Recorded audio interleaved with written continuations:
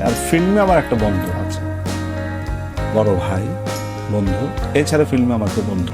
ঢালিউডের ইতিহাসে তিনি ছিলেন এক অপরাজয়ের রাজপুত্র, যার সংলাপে কাঁপত সিনেমা হল। ওই কি করলি? হ্যাঁ টেনে দিতে যায় নাই। ওই কি করলি? হ্যাঁ হ্যাঁ হ্যাঁ বাদশাতে না। আর যার অন্যায়ের বিরুদ্ধে হুঙ্কার সাধারণ মানুষকে দিত বাঁচার প্রেরণা। তিনি আর কেউ নন, আমাদের সবার প্রিয় প্রয়াত মহানায়ক মান্না। কিন্তু আপনারা কি জানেন, মান্না ভাইয়ের কেরিয়ারের অন্যতম এক ঝড় তোলা অধ্যায় ছিল থালা পার্টির সেই কালজয়ী সিনেমাগুলো। আর সেই ছবিতে মান্নার ডান হাত হয়ে পর্দা কাঁপানো অভিনেতা বিজয়ের কথা মনে আছে আপনাদের? আজ আমরা ফিরে যাব সেই 90 দশকের অতীতে, জানব মান্না আর বিজয়ের সেই পর্দার পেছনে কিছু অজানা গল্প।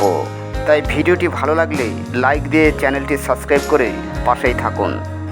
90 দশকের শেষ ভাগ থেকে শুরু করে 2000 সালের পুরোটা সময় বাংলাদেশি চলচ্চিত্রে তখন রাজত্ব ছিল নায়ক মান্নার। রোমান্স থেকে শুরু করে অ্যাকশন সবখানেই তিনি ছিলেন অতুলনীয়।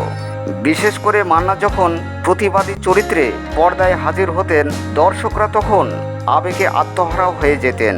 এই ঘরানার ছবিগুলোতে মান্না শুধু একজন নায়ক ছিলেন না, তিনি ছিলেন গণমানুষের কণ্ঠস্বর। আর এই সিনেমাগুলোতে মান্নার সাথে স্ক্রিন শেয়ার করে যিনি দর্শকদের নজর কেড়েছিলেন, তিনি হলেন গুণী অভিনেতা বিজয়। চলচ্চিত্রে নায়ক একা যতই শক্তিশালী হন না কেন, পাশে একজন যোগ্য সহ অভিনেতা না থাকলে সেই ছবি পূর্ণতা পায় না। বিজয় ছিলেন ঠিক তেমনই একজন অভিনেতা।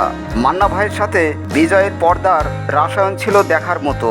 পর্দায় কখনো তারা ছিলেন দুই ভাই, কখনো পরম বন্ধু, আবার কখনো অন্যায়ের বিরুদ্ধে লড়াইয়ের দুই সহযোদ্ধা। বিশেষ করে অ্যাকশন দৃশ্যগুলো দর্শকদের মন জয় করে নিত। সিনেমার পর্দায় তাদের মুখের যতই রাগ অনুরাগ দেখা যেত, কিন্তু শুটিংয়ের শেষে গল্পটা ছিল ভিন্ন। এফডিসির পুরনো মানুষের কাছ থেকে জানা যায়, মান্না ভাই শুটিং শেষে সবাইকে আপন করে নিতেন। আর বিজয়ের সাথে তার সম্পর্কটা ছিল খুবই চমৎকার। শুটিংয়ের ফাঁকে আড্ডা সংলাপ নিয়ে আলোচনা করতেন এবং একে অপরের সহযোগিতায় এগিয়ে যেতেন।